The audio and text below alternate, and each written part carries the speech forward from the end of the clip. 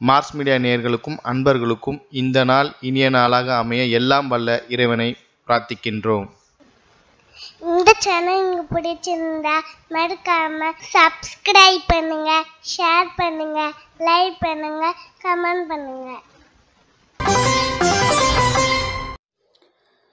எனதருமை மகர ராசி நேயர்களே, இந்த பதிவில் நம்ம என்ன பார்க்க போறோம் அப்படின்னா 2024ஆம் ஆண்டு ஆகஸ்ட் மாத ராசி பலன். இந்த ஆகஸ்ட் மாதம் உங்களுக்கு என்ன அற்புதமான ஒரு முன்னேற்றத்தை கொடுக்க போறது, எந்த கிரகம் மூலமா நீங்க கவனமா இருக்கணும், பரிகாரமா என்ன பண்ணினா ரொம்ப விசேஷம் அப்படிங்கறத பத்திலாம் இப்ப நம்ம தெளிவா பார்க்க போறோம்.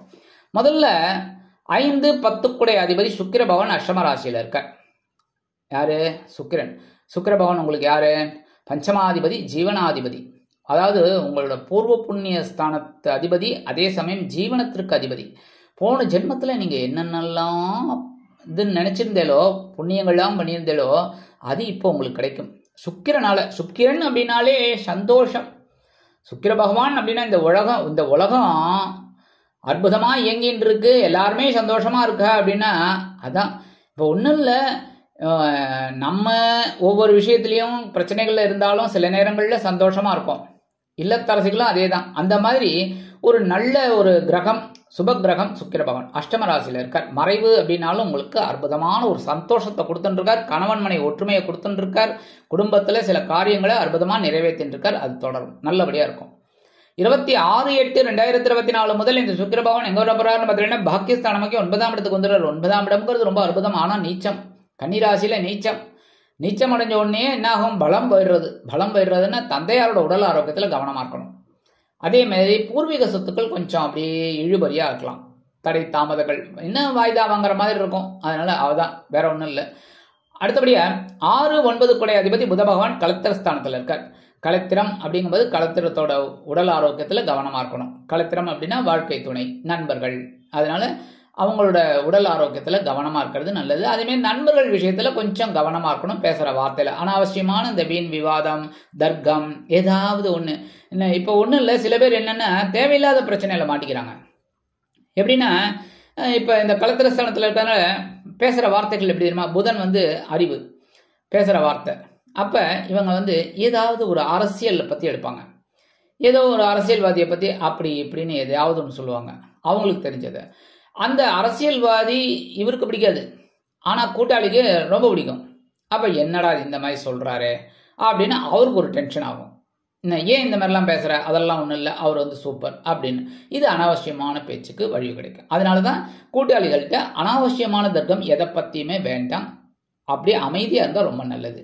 அதே மாதிரி 31/8/2024 இருந்து இந்த புத பகவான் எங்க வர போறாருன்னு பார்த்தீங்கன்னா அஷ்டம ராசிக்கு வந்துடுறாரு. அஷ்டம ராசியில மறைவுனாலும் உங்களுக்கு சில அற்புதமான காரியங்களை உங்களுக்கு கண்டிப்பா நடத்தி கொடுப்பார். கல்வி பயிலும் மாணவ மாணவிகளுக்கு கல்வியில் முன்னேற்றம் அதிகரிக்கும். அதே மாதிரி எழுத்து மற்றும் அச்சுத்துறையில் இருக்கும் நண்பர்களுக்கு அநேகமாக புதிய வாய்ப்புகள் கிடைக்கும். 4-11 கோடை அதிபதி செவ்வாய். இவர் ரொம்ப அற்புதம். இந்த செவ்வாய் 4-11 அப்படிங்கும் போதே சுகாதிபதி, லாபாதிபதி. செவ்வாய்க்கிழமை அன்னதானம் பண்ணுங்கோ, அற்புதமான ஒரு முன்னேற்றம் உங்களை தேடி வரும். அந்த செவ்வாய் பகவான் அதே மாதிரி 3-12 குடை அதிபதி குரு பகவான், உங்களுக்கு சகாயாதிபதி, விரையாதிபதி, 2 பேரும் அவர் தான். அந்த குரு பகவான் 2 பேரும் சேர்ந்து பஞ்சமஸ்தானத்துல இருக்கார். 5ஆம் இடத்துல இருந்துட்டு குருமங்கள யோகத்தை பரிபூர்ணமா கொடுத்துட்டு இருக்கார். குருமங்கள யோகத்தை பரிபூர்ணமா கொடுத்துட்டு இருக்கார் 2 பேரும் சேர்ந்துட்டு. இப்ப உங்களுக்கு சொத்து சேர்க்கை உண்டாகலாம். சில பேருக்கு உறவினர்கள் ஆதரவா இருப்பார். சில பேருக்கு வெளியூர் அல்லது வெளிநாட்டு பயணங்கள் அற்புதமாக நிறைவேறும். எடுக்கிற காரியங்கள்லாம் இப்ப அற்புதமா இருக்கும். குழந்தைகள் ஆதரவா இருப்பா. குழந்தைகளின் மூலம் மனசுல ஒரு சந்தோஷம் இருக்கும். குழந்தைகளோட அறிவுத்திறன் பார்த்து நீங்க ரொம்ப சந்தோஷப்படுவீள். அவா என்னடா இது அப்படின்னு. எப்பவுமே எல்லா தந்தையாருக்கும் சரி தாயாருக்கும் சரி நம்மளோட குழந்தை நம்மளை விட பெரிய அளவுல வந்தா ரொம்ப சந்தோஷப்படுவா. யாருமே துக்கப்பட மாட்டா, என்னடா அது அப்படின்னு. இப்ப அப்பா +2 தான் படிச்சிருப்பார், ஆனா பையன் டபுள் டிகிரி படிக்கும்போது ரொம்ப சந்தோஷப்படுவார். ஆஹா, நம்ம படிக்கல, ஆனா நம்ம குழந்தைகள் படிக்கிறான் பார் அப்படின்னு சொல்லி சந்தோஷப்படுவார். அந்த மாதிரி ஒரு நல்ல ஒரு மனசுல சந்தோஷம் உங்களுக்கு கண்டிப்பா கிடைக்கும் குழந்தைகளின் மூலமா. அடுத்தபடியா இந்த குரு பகவானோட பார்வைன்னு பார்த்தீங்கன்னா உங்களுக்கு அற்புதமா இருக்கு. உங்க ஜென்மராசியில பாக்குறது ரொம்ப விசேஷமான பலன்கள் உங்களுக்கு கண்டிப்பா கிடைக்கும். 26/8/2024 முதல் செவ்வாய் பகவான் எங்க வரப்போறாருன்னு பாத்தீங்கன்னா பகை ருண ரோகஸ்தானமாகிய 6ஆம் இடத்துக்கு வந்துடுறாரு. அடி தூள் கலப்ப போறீங்க. நோட் பண்ணி வச்சுக்கோங்க. மகர ராசி அன்பர்கள் நோட் பண்ணி வச்சுக்கோங்க. சில பேர் கேட்கலாம், என்ன எனக்கு ஒன்றுமே நடக்கல சுவாமி, குருஜி இதெல்லாம் வேஸ்ட், ஒன்றுமே இல்லை, எனக்கு ஆஸ் இட் இஸ் என்ன போயிட்டு இருக்கோ அப்படிதான் போயிட்டு இருக்கு அப்படின்னா உங்களோட ஜனனகால ஜாதகம் பார்க்கணும். உங்களோட ஜாதகத்தில் என்னென்ன அமைப்புகள் எப்படி எப்படி இருக்கு, தசாபுக்தி எப்படி இருக்கு அப்படின்னு பார்க்கணும். இது கோச்சாரம் அப்படிங்கும்போது இந்த மகர ராசி அன்பர்களுக்கு கண்டிப்பாக முயற்சிகளின் பேரில் முன்னேற்றம் கண்டிப்பாக வரும். என்ன உத்தியோகத்தில் உங்களோட பகைமையெல்லாம் மறையும். நீங்க தெளிவா ஒரு காரியத்தை செய்வீங்க. சீருடை பணியாளர்களாக காவல், ராணுவம், தீயணைப்புத்துறை, மருத்துவத்துறையில் வேலை பார்க்கும் நண்பர்களுக்கு எதிர்பார்க்கும் இடமாற்றம், பதவி மாற்றம், பதவி உயர்வு, சம்பள உயர்வு மிக அருமையாக கிடைக்கும். அடுத்தபடியா அஷ்டமாதிபதி சூரிய பகவான். அஷ்டமாதிபதி அப்படிங்கும்போது அஷ்டமம் அப்படின்னாலே நீங்க என்ன பண்ணணும்னா உடல் ஆரோக்கியத்துல எப்பவுமே கவனமா இருக்கணும். சின்ன வயசா இருந்தாலும் சரி, பெரிய நடுத்தர வயசா இருந்தாலும், வயசானவாளும் சரி, உடல் ஆரோக்கியத்தில் சிறப்பாக இருக்கணும். எப்படி கவனமாக இருக்கணும் அப்படின்னா உணவு கட்டுப்பாடு, ரெண்டாவது சூரிய நமஸ்காரம் பண்ணுறது ரொம்ப விசேஷம். சரியா? அந்த சூரிய பகவான் களத்திரஸ்தானமாக 7ஆம் இடத்துல இருக்கார். அடுத்தபடியாக 17/8/2024 அஷ்டம ராசிக்கு வந்து ஆட்சி அமைக்கிறார். அஷ்டமாதிபதி அஷ்டம ராசிக்கு வரார். சரி, இதில் என்ன விசேஷம் என்ன அப்படின்னா, விசேஷம் அப்படிங்கிறத விட நீங்கள் எல்லா விஷயத்திலையும் கவனமாக இருக்கணும். புரியுறதா?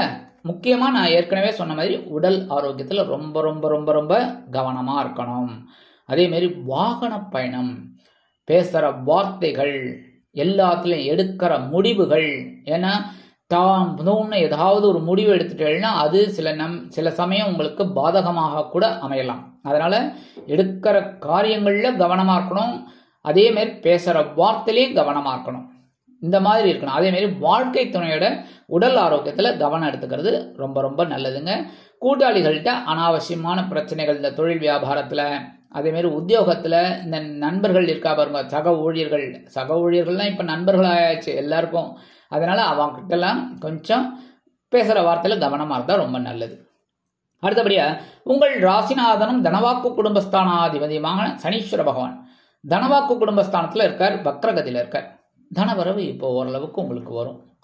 முன்னாடி கொஞ்சம் அப்படி லேட்டாகி வந்திருந்தது, இப்போ கொஞ்சம் பரவாயில்லை. ஏன்னா வக்ரகதியில் இருக்கார், ஓரளவுக்கு பரவாயில்ல. அதேமாரி வாக்குறுதிகளையும் கொடுத்துருவீங்க, ஆனால் நிறைவேற்றுறதுக்கு ரொம்ப கஷ்டப்பட்டீங்க. இப்போ கொஞ்சம் பரவாயில்லைங்கிற ஒரு சிச்சுவேஷன். ஆனால் அதுக்காக கண்டபடி வாக்குறுதிகளை கொடுத்துடாதீங்க. அரசியல்வாதிகள் மாதிரி. அரசியல்வாதிகளுக்கு பிரச்சனை கிடையாது. என்ன 100 வாக்குறுதி 150 வாக்குறுதி கொடுத்தா கூட அவள் செயல்படுத்தலைன்னா யாரும் கேட்க போகிறதில்ல. ஆனால் உங்களை அப்படி கிடையாது. இப்போ எனக்கே ஒரு வாக்குறுதியை நீங்கள் கொடுத்தீங்கன்னா நான் வந்து கேட்டுட்டே இருப்பேன், என்னாச்சுன்னு. அதனால வாக்குறுதிகளை கொடுக்கறதுக்கு முன்னாடி கவனமாக இருக்கிறது நல்லது. அதேமாதிரி குடும்பத்துக்கு தேவையான சில வேலைகள்லாம் நீங்கள் தாராளமாக செஞ்சுட்டு இருப்பீங்க. அதில் ஒரு சந்தோஷம் இருக்கும், மதிப்பும் மரியாதையும் உங்களுக்கு அதிகரிக்கும். அடுத்தபடியாக முக்கியமான கிரகங்கள், சாயா கிரகங்கள், சர்ப கிரகங்கள், இருள் கிரகங்கள்னு சொல்லக்கூடிய ராகு பகவான் சகாயஸ்தானமாகிய முயற்சி ஸ்தானத்தில் இருக்கார். கேது பகவான் பாக்கியஸ்தானமாகிய 9ஆம் இடத்துல இருக்கார். 3, 9ங்கிறது பரவாயில்லை. ஒரு மற்ற இதுக்கு ஓரளவுக்கு பரவாயில்லைங்கிற ஒரு சிச்சுவேஷன். ஆனாலும் இளைய உடன்பிறப்புகள்கிட்ட அனாவசியமான பிரச்சனைகள்லாம் வேண்டாம். அவங்களெல்லாம் கொஞ்சம் அனுசரித்து போகிறது நல்லது. இல்லை கொஞ்ச நாளைக்கு கொஞ்சம் ஒதுக்கி வைக்கிறது நல்லது. எப்படின்னா எல்லாரையும் ஒதுக்கியெல்லாம் வச்சிட முடியாது. கொஞ்சம் அப்படியே ஓரமாக வச்சுட்டு ரைட் அப்படின்னு அனுசரித்து போகிறது நல்லது. மற்றபடி நீங்கள் எடுக்கிற முயற்சிகள் இப்போ சாதகமாகும். எல்லா விஷயத்துலையும் முயற்சிகள் சாதகமாகும். அடுத்தபடியாக கேது பகவான் அப்படிங்கும்போது உங்கள் பாக்கியஸ்தானத்தில் இருக்கிறதுனால தந்தையாரோட உடல் ஆரோக்கியத்தில் கவனமாக இருக்கும்.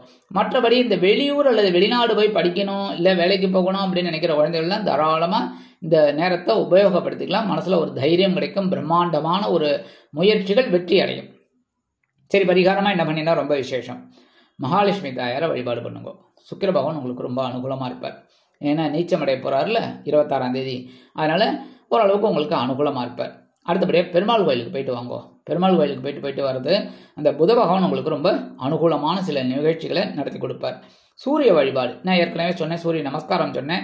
சூரிய வழிபாடு பண்ணுறது ரொம்ப விசேஷமான பலன்கள், உங்களோட உடல் ஆரோக்கியம் சிறப்படைய வழிவகுக்கும். அடுத்தபடியாக நவ கிரகங்களில் உள்ள சனீஸ்வர பகவானிற்கு சனிக்கிழமைகளில் சனி பகவான் காயத்ரி சொல்லி வழிபாடு பண்ணுங்கோ. சரியா? ஓம் காகத்வஜாய வித்மஹே கட்கஹஸ்தாய தீமகி தன்னோ மந்த பிரச்சோதயாத் ஒரு 108 தடவை சொல்லுங்க, தப்பே கிடையாது. சரியா? ஏன்னா சனிக்கிழமை ஒரு நாள் தான் சொல்ல போறேன், இந்த சனி பகவானை ஆராதனை பண்றேன். அதனால 108 தடவை சொல்லுங்க. உங்களுக்கு அற்புதமான ஒரு சந்தோஷம் கண்டிப்பாக கிடைக்கும். ஆக இந்த சிறு சிறு பரிகாரங்களின் மூலம் 2024ஆம் ஆண்டு ஆகஸ்ட் மாதம் உங்களுக்கு அற்புதமான ஏற்றம் தரும், மாற்றம் தரும், இனிமைகளை அள்ளித்தரும் மாதமாக அமையும் என்று கூறி விடைபெறுகிறேன். நன்றி, வணக்கம். மீண்டும் ஒரு அருமையான பதிவில் நான் உங்களை மனமகிழ்ச்சியோடு சந்திக்கிறேன். வாழ்த்துக்கள். வாழ்க வளமுடன். இந்த சேனல் உங்களுக்கு பிடிச்சிருந்தா மறக்காம சப்ஸ்கிரைப் பண்ணுங்க, லைக் பண்ணுங்க, ஷேர் பண்ணுங்க.